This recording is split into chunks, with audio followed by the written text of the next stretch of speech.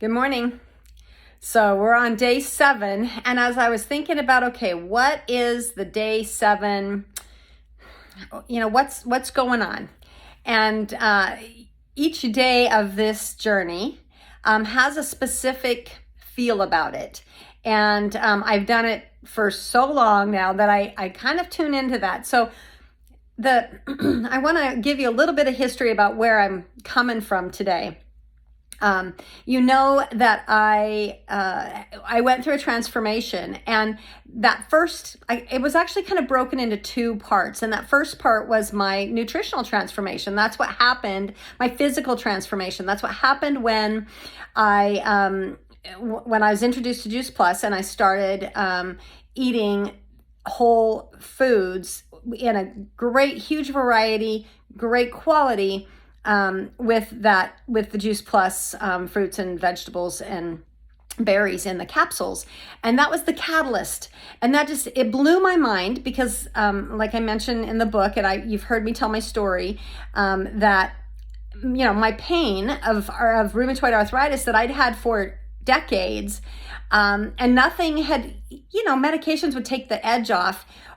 If they worked at all, it would just take the edge off, and the side effects. And I'd done physical therapy. I had done, I had done different kinds of therapies, different kinds of doctors, different supplements, and nothing had ever taken away the pain. And so I'd really given up on it. So when I had that experience with with no pain in my joints, I was just blown away. And it took me into that curiosity of what was in the produce that healed my body, or that took away the pain at that point, because it was only 6 weeks into this new. I hadn't really changed my eating at all at that point. I had just been eating the Juice Plus whole foods in a capsule. And so it was really mind-blowing to me. So I went deep dive into why nutrition heals our body. And over the next 3 years, I shed 70 pounds. I felt amazing. I had no pain. I had great energy, better energy than I'd had since I was 16 years old. And so I felt amazing. And that's when I got that inflammation in my mouth. And it ended up being the catalyst for part 2. And that was when I was diagnosed with oral lichen planus and systemic lupus erythematosus. So with that, I had to dig a little bit deeper because I had my nutrition dialed in. I mean, I was at my ideal body weight. I was wearing clothes that I hadn't worn since I was a teenager. Sizes, because sizes have changed since I was a teenager. So I had never worn a size 6 in my life. I went from, I don't know, like preteen clothes, like kids' clothes, to size 10s and 12s and 14s. And so it's just mind-blowing to me, that transformation that happened in 3 years. I physically felt better than I had ever felt. But yet I was getting a new diagnosis of this new disease. I realized after my diagnosis and coming to terms with it that I'd actually had it for about 11 years before I was actually diagnosed with the lupus. But the oral lichen planus was brand new. So that made me think and wonder, okay, clearly something is still missing, because I'm healthy, but I'm still having autoimmune flare, right? And even a new diagnosis. And so that led me to the lifestyle, to look at, and I knew stress was a trigger. I knew that I lived in chronic stress. I didn't really understand it, and because it was just my normal. So I didn't understand the effects on my body. And I didn't, we all know positivity, and I'm genuinely a positive person.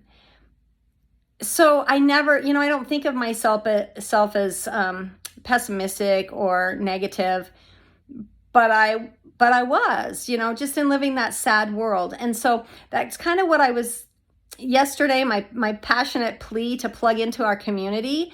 And the reason for that is just because there's so much so much garbage, so much junk that's coming at us. I just was hearing something the other day. They were talking about, I was in a class and they were talking about how information, we're not at a loss for information. It's at our fingertips. We have more opportunity to do things that are more like this supercharge, or like the podcast. I'm able to reach out to people that historically I wouldn't have been able to, and you're able to be the expert in your body because you have access to information that previously was only available to physicians, right? So it's not that we don't have information, it's just that there's so much, it's information overload. And so it's filtering and being intentional about what you're allowing in, because we know the sensationalism of the news, fear sells. Shock and awe, right? That's actually their industry. That's how it works, is to get you to tune in. Clickbait, same thing, right? Something that's shocking, that's going to get you to go, what? And click into it. And so all of that is leading me to, it comes down to a foundational belief. And so as I got into my lifestyle, I kind of had to start unpacking. And unpacking is not necessarily fun. Recognizing why you do the things you do, or why you believe the way you believe. But I can tell you that it's necessary, because that's what the second half of my journey was all about. I call it my chrysalis period in the book, because that's when we have to go inward and figure out, because reality is that your outward physical presentation is just a manifestation of what's happening on the inside that you can't see. And so I dig a lot deeper into this. For Supercharge, I don't spend a lot of time on it, because you do have to get the nutrition. My husband and I were just talking this morning. You can't outwork. You can be at the gym working out every single day. You can be doing all of you can do all the right things.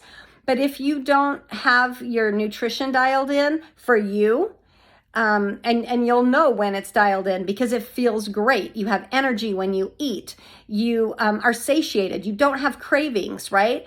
When your body is working in that top condition, which when we are dealing with autoimmune diseases, we kind of forget what that's like. And so that's why Supercharge, that's to remind you what it's like, to have you experience a taste of it, so that you're like, oh yeah, maybe I can do this Thrive thing. Maybe I can trust my body and not just mask my symptoms or cope with them through medication, right? So that's what Supercharge is about. But we're on the second half now, and we're coming to the end pretty quickly. And so I want you to recognize that Supercharge is not the end. Nutrition is not the end. Nutrition is a critical piece, because until you get your body to stop screaming at you in pain, and you get the energy to actually be able to start unpacking, you can't. Okay, so that's why the focus on nutrition, and that's why the menus and the recipes is just to make it easy, because I know it's hard. It's hard when you're so exhausted. It's hard when you hurt. It's hard when you don't want to move, right? I understand that. So hopefully by now it's getting just a tiny bit easier. You're starting to think, okay, maybe there is something to this. I'm starting to feel my energy. Maybe the pain is starting to layer off a little bit. It might still be there, but maybe it's starting to not be as intense. Okay. Yeah, it's individual, right? For me, it's how many places, which of my joints, what is hurting, and then what degree is it hurting. That's kind of how it manifests in my body. So I don't know how it manifests in yours, but by now, hopefully you're feeling that change physically. Okay. So I want you to open your mind a little bit and see if you can consider maybe starting to unpack what got you here. Because there's some stuff going on inside that results in that outward manifestation of disease. So I was thinking about it and I thought, well, how did I do it? And, I really immersed myself in a lot of, because of what I do, or what I did as a professional, and then that personality, and then just my hunger. I'm an entrepreneur by spirit, but I didn't really know that until I had my private practice. So I'm kind of I really like to learn. I really like to create. I really like to develop programs. And so I've done a lot of personal development over the last 25 years, a lot. And so just recently, I'm going to share with you some of the, there's probably, I've read hundreds of books and I've attended many courses. I don't know if maybe 100, especially if you consider all of the online courses. I'm sure I've attended over 100 different courses, challenges. I'm participating in one right now. It's just kind of who I am. It's how I work. So I've realized that putting in as much good stuff as I can. My whole mantra is, if there's, and I've applied this to Living Wow, it's filling it so full of the good stuff, there's no room for the bad. Now, there's a caveat to that, because what our threshold is, that's what you need to monitor. And that's why, there's 3 meals a day, 3 new recipes a day, not to overwhelm, but to give you options and for you to see the abundance, but not to get overwhelmed by the abundance, okay? So just because I've done 20 plus years of personal development, read hundreds of books, attended hundreds of courses and challenges and workshops and conferences and conventions, doesn't mean you have to, okay? That's actually why I'm here, is to help make it easier and make it doable for you, because I know it's so overwhelming and so, overwhelming, right?